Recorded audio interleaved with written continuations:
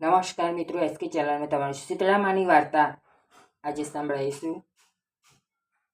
જય શીતળામાં. શ્રાવણ વધ 7ના રોજ સવારે વહેલા ઉઠી ઠંડા પાણી નાહવું, આખો દિવસ ટાળું ખાવું, ચૂલો સળગાવવો નહીં. શીતળામાની વાત સાંભળવી. બે વહુઓ હતી, એક દેરાણી, બીજી જેઠાણી. રાંધણ છેટનો દાડો આવ્યો. દેરાણી રાંધવા બેઠી. રાંધતા રાંધતા થાકી ગઈ. અડધી રાત થઈને પારણામાં છોકરો રોવા લાગ્યો. નાની વહુ ધવરાવા બેઠી. મોડી રાત સુધી રાંધીને થાકેલી નાની વહુ ઝોકા આવ્યા. છોકરો ધવરાવતી ઊંઘી ગઈ. ચૂલો ટાળો કરવાનું ભૂલી ગઈ. મધરાત થઈને શીતળામાં ફરવા નીકળ્યા અને ચૂલામાં આળોટ્યા. શીતળામાં આખા અંગે દાઝી ગયા. એમણે શાપ આપ્યો, જેવું મારું અંગ બળ્યું તેવું તમારું પેટ બળજો. સવારમાં જુએ તો ચૂલો સળગતો દીઠો. પારણામાં જોયું તો છોકરો મરદું થઈ પડેલો. વહુ સમજી ગઈ કે શીતળામાનો શાપ લાગ્યો છે. નાની વહુ ચોધાર આંસુ રડવા લાગી. એમનું પાણી પીવા લાગ્યા. જેઠાણી મનમાં ને મનમાં રાજી થયા, પણ નાની વહુ ઉપર સાસુને ઘણું હેત હતું. સાસુએ ધીરજ આપીને કહ્યું, વહુ, રડવાથી કાંઈ નહીં વળે. તું શીતળામા પાસે જા અને છોકરાને સજીવન કરજે. આશીર્વાદ લઈને મરેલા છોકરાને જોડીમાં નાખી નાની વહુ ચાલી નીકળી. રસ્તામાં બે તલાવડી આવી. છલોછલ પડેલી પાણી. કોઈ પાણી પીતું નહોતું.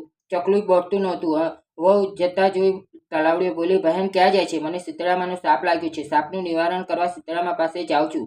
તલાવડીઓ કહે, ભલે બહેન, પણ અમારું પાણી કોઈ પીતું નહીં. જે પીવે છે તે મરી જાય છે. અમારા એવા સાપ ફસશે. અમારા પાપનું નિવારણ પૂછતી આવજે.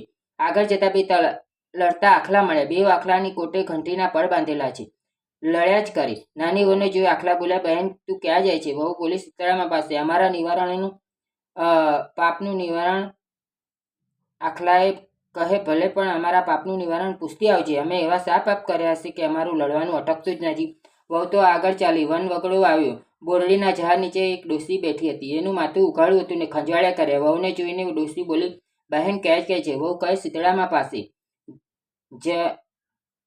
જરા મારું માથું જોતી જાય ને. વહુ ડોસીમાના ખોળામાં છોકરો મૂક્યો અને બેઠી. માથું જોવા ડોસીમાના માથાને ખંજવાળ મટી ગઈ. ડોસીએ વહુને આશીર્વાદ આપ્યા, જેવું મારું માથું ઠર્યું તેવું તારું પેટ ઠરજો.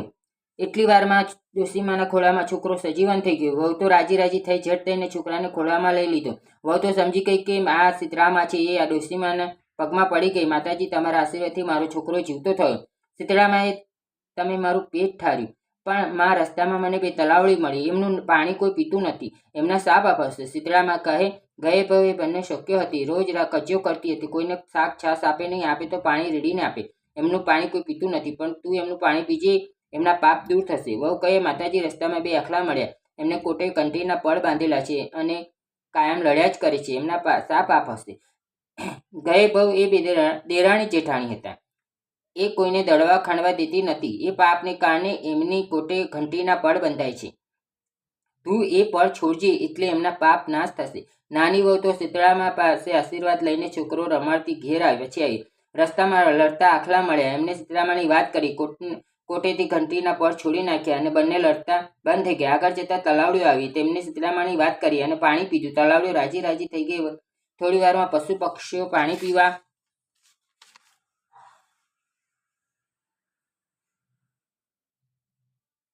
વહુ છોકરાને લઈને ઘેર ગઈ.